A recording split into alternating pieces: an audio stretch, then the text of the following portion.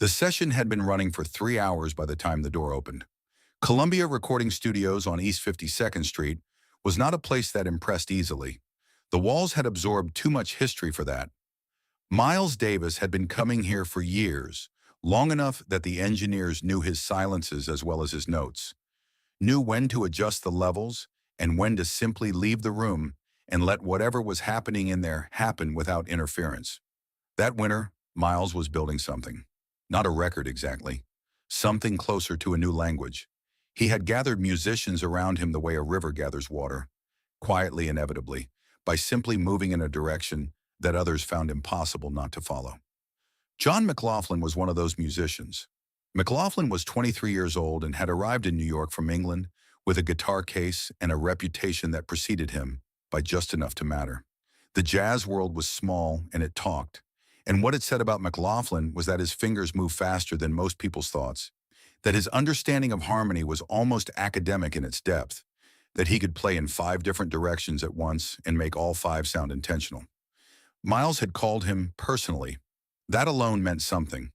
So McLaughlin sat in that studio in the winter of 1969, and he was alert in the way that people are alert when they understand that what is happening around them is important and their role in it is not yet fully defined. Miles moved through the room like a man who owned the air inside it. He said little. He directed with gestures, with the angle of his body, with the quality of his attention when something was working, and the quality of his absence when it was not. McLaughlin played and Miles listened, and the session moved forward in the way Miles's sessions always moved. Not toward a predetermined destination, but towards something that couldn't be named until it arrived. Then the door opened. Jimi Hendrix did not announce himself. He came in the way he came into most rooms, without ceremony, without the performance of arrival that famous people sometimes use as a substitute for actual presence. He was wearing something colorful, a jacket that belonged to a different decade, and he had a scarf around his neck that trailed slightly when he walked. He looked at the room the way you look at a room you've been in before, registering the differences, not cataloging the whole. Miles and Jimi had been moving in overlapping circles for months. They talked on the phone. They met for meals. Miles was fascinated by what Jimi was doing with the electric guitar, not with envy, but with the hunger of someone who hears a new sound and immediately starts calculating how to use it. Jimi came to Miles the way young artists go to those who invented the form they're trying to break, with respect and a quiet need to understand the rules before deciding which ones to ignore. That night, Jimi had not been invited. He had simply come. He found a chair in the corner of the control room and sat down and said nothing. He nodded at Miles. Miles nodded back. The session continued. McLaughlin was aware of him immediately. It would be wrong to say that awareness was comfortable. McLaughlin knew who Jimi Hendrix was. Everyone in music knew by 1969. He had heard "Are You" experienced and recognized it for what it was. Something that did not fit neatly into any category that had existed before it arrived. But recognition and admiration are different from understanding.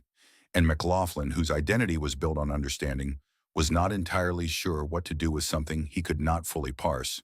There was also something else. Something smaller and less comfortable to admit. McLaughlin was a jazz musician. He had studied theory, harmony, counterpoint. He had spent years learning the language that Miles and his circle spoke. Not just on the surface, but in the grammar of it, in the logic beneath the logic. That knowledge had a weight to it. It meant something. And when he looked at Jimi sitting in the corner in that trailing scarf, part of McLaughlin's mind was quietly organizing the situation in a way that put himself on one side of a line and Jimi on the other. Intuition versus structure, feeling versus knowledge. He would spend a long time later reckoning with that arrangement. The session moved into its second phase. Miles had been experimenting with layering, with the way instruments could occupy the same space without canceling each other out, sound dense and open at the same time. He asked McLaughlin to play a passage they had been developing. McLaughlin played it. The room was quiet in the way recording rooms are quiet. Not silent, but contained. Every sound deliberate. McLaughlin's guitar moved through the passage with the precision he had always brought to his work. The notes were exactly where they were supposed to be. The harmonic logic was impeccable. He did not look at Jimi while he played. He was aware of him, though. That awareness had a texture now, something like the feeling of being watched while doing something you are good at. The way competence under observation can suddenly feel like it needs to justify itself. When he finished, there was the usual beat of evaluation. Miles tilted his head slightly. One of the engineers made a note. The tape rolled back. Jimmy said nothing. His expression had not changed. He was watching with the focused, neutral attention of someone genuinely listening, not preparing a response, not forming a judgment, just receiving. Unusually patient, McLaughlin thought, for someone known for performances that spilled off the stage and into the audience. He still said nothing. Then Miles looked across the room at Jimmy and said, with the economy of a man who never used two words when one would do, "Play something." Jimmy did not stand up immediately. He looked at the room for a moment, at the instruments arranged along the walls, at the cables running across the floor, at the guitar standing in its stand nearest to where he was sitting. It was McLaughlin's guitar.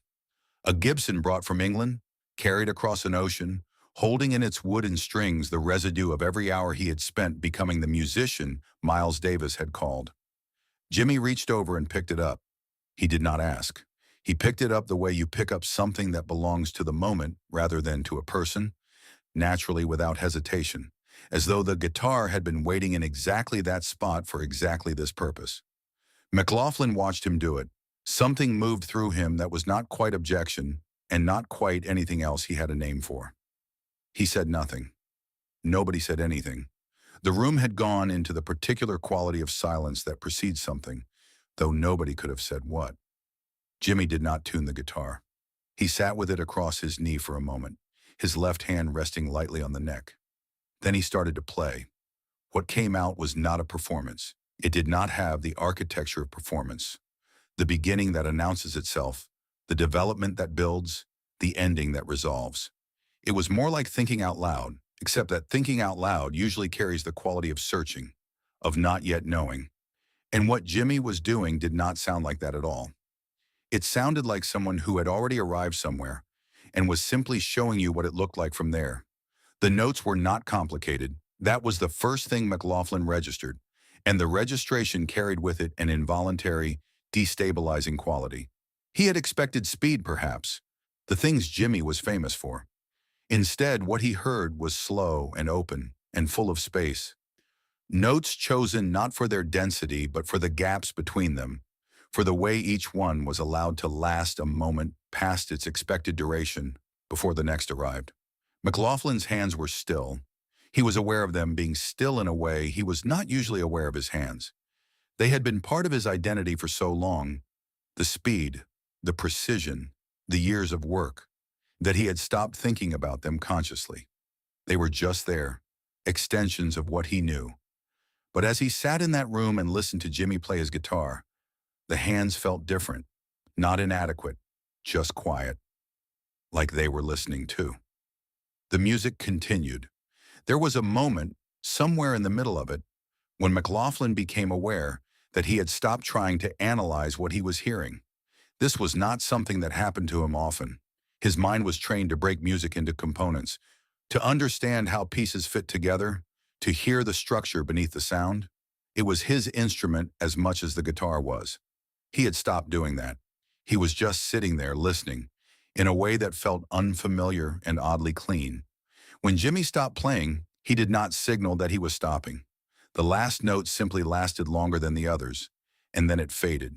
And then there was silence. He placed the guitar back in its stand.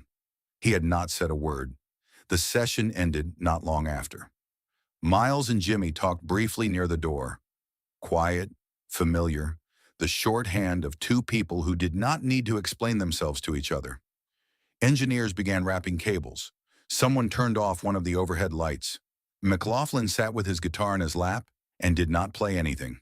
He was running back through what he had just heard, trying to locate the place where his understanding broke down. He could not find it. The music had not been complex enough to overwhelm him. He could identify every note Jimmy had played. He could have written them down. And yet something had happened in that room that he could not account for with any of the tools he had spent years developing. He thought about the passage he had played earlier, the precision of it, the correctness of it.